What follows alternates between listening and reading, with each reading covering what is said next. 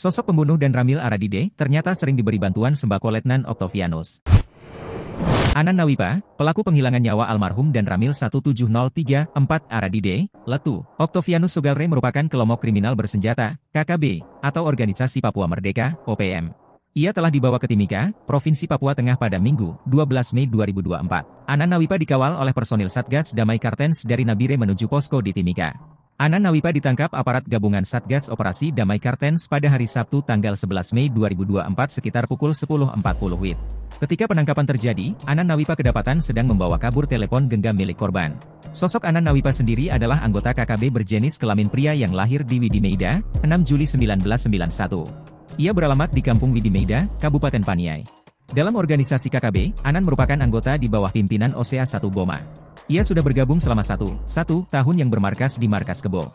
Anan Nawipa sudah mengakui pihaknya yang melakukan pembunuhan terhadap dan Ramil 17034 Aradide. Alasannya, mereka sangat membenci anggota TNI Polri.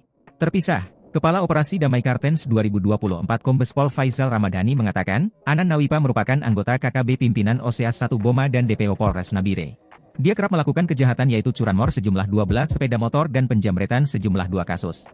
Atas aksinya Anan Nawipa pernah ditangkap oleh Polres Nabire namun ia berhasil melarikan diri, ujar Kombes Faisal melalui keterangan tertulis, Senin, 13 Mei 2024. Selain DPO Polres Nabire, Anan Nawipa juga merupakan anggota KKB yang terlibat dalam pembunuhan terhadap dan Ramil 17034 Aradide.